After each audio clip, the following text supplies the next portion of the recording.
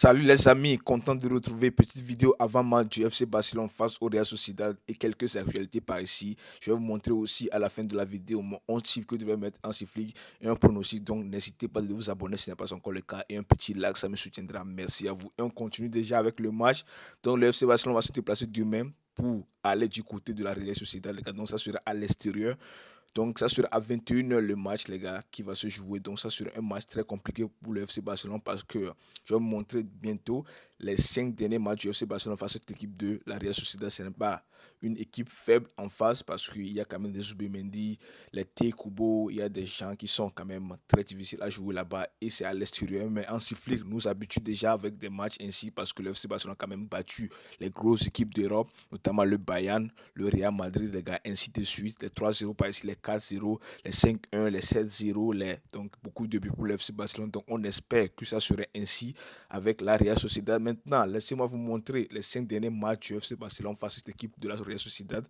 Donc 2-0, 1-0 les gars, défaite du FC Barcelone à domicile, 1-0, 4-1. Donc les 5 derniers matchs, on pourra voir que le FC Barcelone à domicile, ils ont quand même perdu aussi un match face à cette équipe de Real Sociedad. Sinon, les autres matchs, les gars, ils ont quand même eu la victoire, mais ils ont quand même gagné le match, les gars. Sinon, c'est quand même difficile à jouer.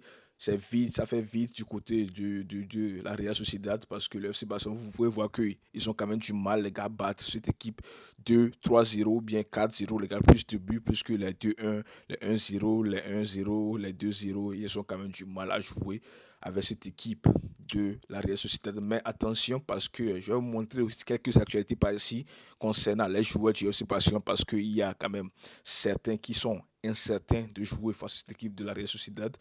Pau Kovacic veut à tout prix jouer face à la Real Sociedad malgré la cicatrice importante et encore fragile au visage. Le Barça cherche un masque spécial qui lui permettra de jouer sans aucun risque, les gars. Donc laissez-moi vous montrer euh, la masque, les gars, que devait porter Pau Kovacic. Donc ça serait cette masque, les gars, que devait porter en Flick.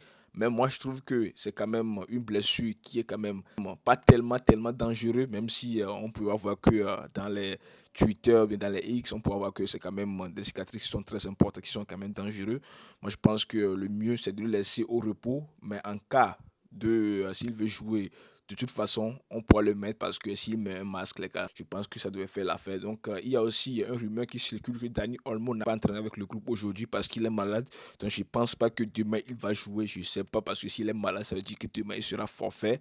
Mais on ne sait pas. Donc, on verra bien ce que ça donne. Maintenant, laissez-moi vous montrer mon 11 type, les gars, que devait faire jouer le FC Barcelone face à cette équipe de la Real Sociedad. Donc, classique, les gars, Peña dans le goal. Pas de Martin, les gars, s'il vous plaît, en sifflet. Pas de Martin, pas de Cuenca, pas de, je sais pas qui, Martinez. On veut voir la défense type Balde, Inigo Martinez, Kobasi. S'il n'y a pas Kobasi là, je ne sais pas comment on va faire. Si on doit mettre Koundé à la place de Kobasi, ou bien je sais pas trop. Eric Garcia, je ne sais pas s'il sera déjà titulaire ou bien forfait. Donc on pourra mettre Koundé à la place de Kobasi en cas de repos de Kobasi et Hector Ford, les gars, du côté de Koundé, ça ferait déjà l'affaire. Et au milieu du terrain, les gars, je vais voir Frankie De Jong, Casado et Pedri, parce que Daniel Mo, d'après les rumeurs, il ne sera pas là parce qu'il est malade. Donc Frankie De Jong pourra faire l'affaire, ou soit Fermin, les gars, à la place de Pedri et Pedri du côté de Jong. Donc De Jong sera sur le banc et Pedri va jouer tout pivot avec Casado et un Fermin, les gars, qui va se décaler en numéro 10, fera l'affaire. Et dans l'attaque, les gars, pas de débat. Le trio officiel, les gars, Lewandowski, Lamine Yamal et Rafinha. Donc, c'est mon 11 type. Qu'est-ce que vous en pensez? N'hésitez pas de mettre ça dans les commentaires si vous n'êtes pas d'accord avec moi sur un point. Je l'ai aussi dans ce Barça. Je pense que ce Barça a quand même des armes, les gars, pour faire du mal à cette équipe de Real Sociedad parce que la Real Sociedad, c'est quand même une bonne équipe offensivement, mais au milieu du terrain aussi, c'est quand même un peu solide. Mais si on veut comparer les deux équipes, les gars, le FC Barcelone actuel sous Ansifli est quand même de 2, 3 cas dessus, les gars, sur cette équipe de Real Sociedad. Sinon, attention, parce qu'il y a quand même des joueurs qui sont très rapides, les gars. Azerbaijan est là, il y a Tekubo. Je ne sais pas si Zubimendi va jouer, mais Zubimendi, ils sont quand même joueurs, les gars, qui sont très talentueux. Donc, attention, FC Barcelone, parce que ça ne veut pas dire que vous jouez sous un sifflet, ça veut dire que vous êtes supérieur plus que des équipes comme ça.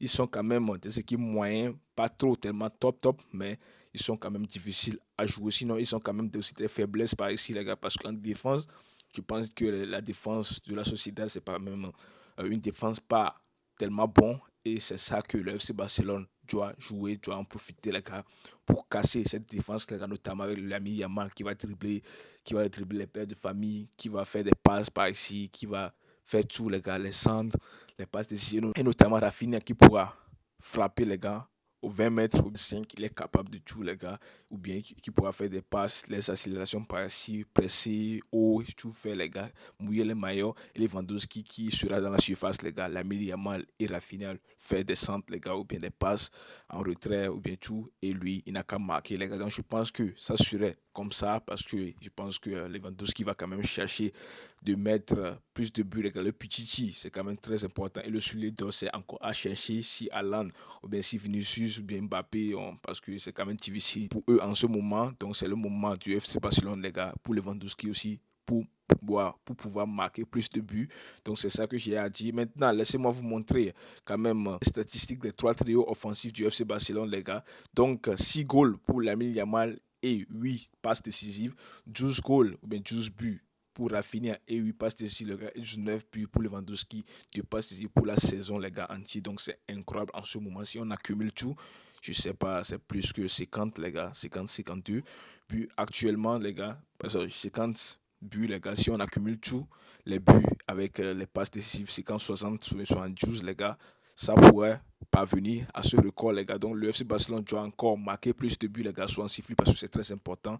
Et je pense qu'ils peuvent le faire, les gars, ce trio, parce que c'est le meilleur trio actuellement du FC Barcelone. Et dans les top 5 championnats actuellement, c'est les trois trios, Lewandowski, Rafinha et Lamine Yamal, les gars. Et pour mon pronostic pour ce match, les gars, je vois le FC Barcelone battre cette équipe, les gars, de Real Sociedad. Je ne vois pas le FC Barcelone faire un match nul ou bien perdre ce match, les gars. Je vois un FC Barcelone compétitif, motivé, parce que après ce match, c'est la trêve internationale. Le FC Barcelone va tout donner pour gagner ce match, les gars. Et je vois un FC Barcelone gagner 4 buts à 1 parce que je vois Iñaki Peña quand même encaisser le but. Mais on verra bien ce que ça donne. Donc, c'est mon pronostic. Si vous voulez miser parce que la cote est haute du côté du FC Barcelone. Laissez-moi vous montrer quelques actualités par ici. Inigo Martinez prolongera un an de plus s'il joue 60% des matchs cette saison. Pour voir que cette saison, il joue presque tout le match, les gars. Donc, moi, je pense que le mieux, c'est de le prolonger parce que c'est un joueur quand même clé.